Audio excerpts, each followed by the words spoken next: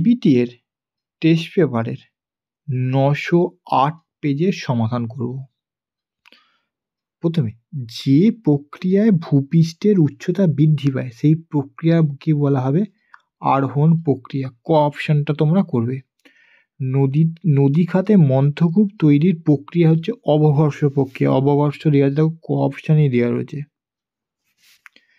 যে যন্ত্রটি বাতাসের গতিবেগ পরিমাপ করা হয়, যে যন্ত্র, তার নাম হচ্ছে বাতাসের গতিবেগ হলে করবে তোমরা অ্যানিমোমিটার।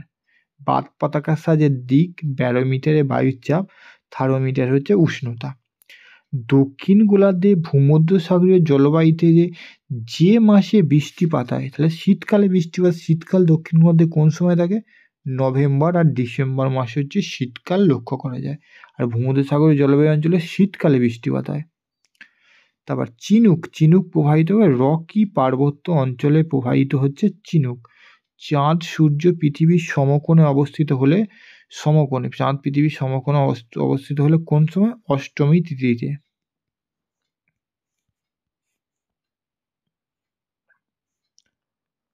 সাতেরটা, সবচাইতে বেশি সংক্রামক বর্জ্য সৃষ্টি হয়, এখানে করতে হবে তোমাকে শিল্পক্ষেত্রে। শিল্পক্ষেত্র থেকে সবচেয়ে বেশি সংক্রামক, অনেক কি বলবে চিকিৎসা বইয়ে দেখবে সংক্রামক বর্জ্য তৈরি হয় কত পার্সেন্ট? 10%। পৌরসভাতে নয় আর কৃষিক্ষেত্রে নয়, সবচেয়ে বেশি তোমার সেখানে শিল্পক্ষেত্রের অপশানটা কিন্তু হবে। ম্যাকমোহন লাইন যে দুটো সীমারেখা, সেটা হচ্ছে কার? ভারত আর চীনের সীমারেখা। দক্ষিণ ভারতের সর্বোচ্চ শৃঙ্গ অনেকবার পেয়েছি আমরা, আনাইমুদি করেছি পেজেছে, অনেকবার পেয়েছি এটা। ভারতের দীর্ঘতম খালের নাম হচ্ছে ইন্দিরা গান্ধী ক্যানেল, যেটা রাজস্থানে অবস্থিত। ঠিক আছে, ইন্দিরা গান্ধী খাল হচ্ছে ভারতের দীর্ঘতম খাল। ভারতের যে রাজ্যে বরদই শিলা হচ্ছে অসমে কালবৈশাখী ঝড়কে দেখো অসম দিয়ে আছে কোনটা? গয়ের অপশনটাতে। যে ফসল সম্পূর্ণ গ্রীষ্মকালে চাষ হয় সেইটার নাম হচ্ছে কি? জাইদ শস্য। ভারতের টেক সিটি কাকে বলা হয়? টেক সিটি বলা হয় তোমার পুনেকে বলবে টেক সিটি, আর হাইটেক বললে হচ্ছে হায়দ্রাবাদকে বলা হতো হাইটেক সিটি। আর মিলিয়ন সিটের বিস্তার 4 ডিগ্রি ইন্টু 4 ডিগ্রি হচ্ছে মিলিয়ন সিটের বিস্তার। শুদ্ধ অশুদ্ধগুলো দেখতে হবে এবার। শুদ্ধ অশুদ্ধগুলো দেখো। ভারতের বৃহত্তম হিমবাহের নাম গঙ্গোত্রী হিমবাহ, প্রথমেরটাই হচ্ছে অশুদ্ধ। ভারতের বৃহত্তম হিমবাহ হচ্ছে সিয়াচেন। উষ্ণতা বাড়লে আপেক্ষিক আর্দ্রতা বাড়ে, এইটা অশুদ্ধ। উষ্ণতার সাথে আপেক্ষিক আর্দ্রতার ব্যস্ত সম্পর্ক। উষ্ণতা বাড়লে আপেক্ষিক আর্দ্রতা কমবে, সেটা হলে ঠিক হতো। ভ্যান অ্যালেন বিকিরণ বলয় যেটা দেখা যায় মেসোস্ফিয়ার, এইটা অশুদ্ধ। ভ্যান অ্যালেন বিকিরণ বলয় হচ্ছে ম্যাগনেটোস্ফিয়ারে দেখা যায়, বায়ুমণ্ডলের সর্বোচ্চ স্তরে। মুখ্য জোয়ারের প্রতিপাদ স্থানে গৌণ জোয়ার সৃষ্টি হয়, এইটা তোমার 4 নম্বরটা শুদ্ধ। আর্সেনিক দূষণের প্রভাবে ব্ল্যাকফুট হয়, এটা তোমার শুদ্ধ করবে। উড়িষ্যার হীরাকুদ ভারতের উচ্চতম বাঁধ, এইটাও অশুদ্ধ।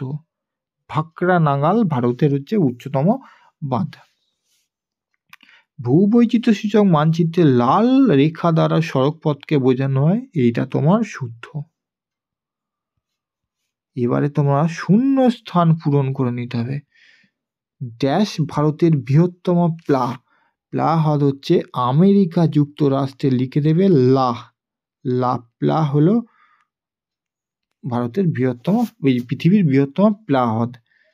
গ্র্যান্ড ক্যানিয়ন ড্যাশ নদীতে, এটাও আমেরিকা যুক্তরাষ্ট্র যে নদীটা, সেই নদীটার নাম হচ্ছে কলোরাডো। কলোরাডো নদী।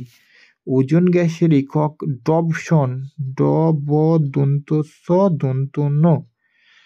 চারেরটা ড্যাশ পৃথিবীর বৃহত্তম মগ্নচড়া গ্যান্ড ব্যাংক, বৈজফলা আঁকা মধ্যাহ্ন জ্ঞান ব্যাংক, বৈজফলা আঁকা অনুস্কার ক, জ্ঞান ব্যাংক।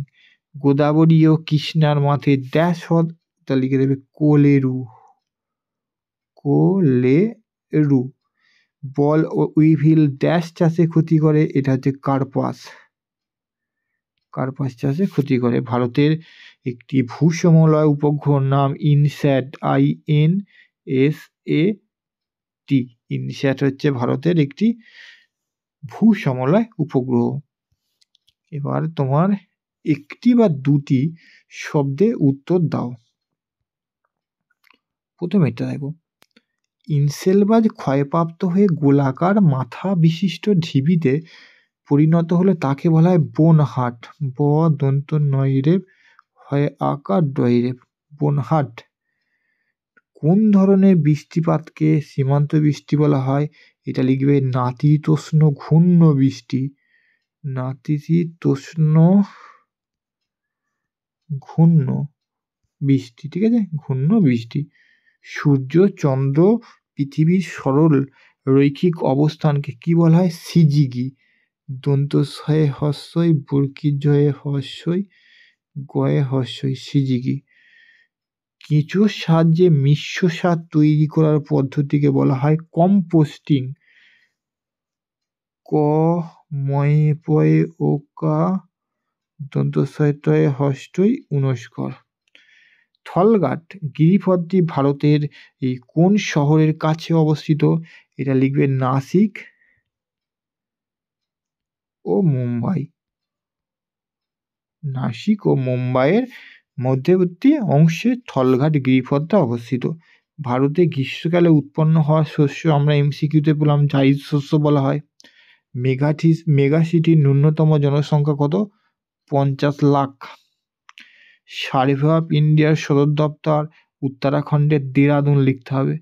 দয়কা র দয় হস্য দন্ত ন, দেরাদুন।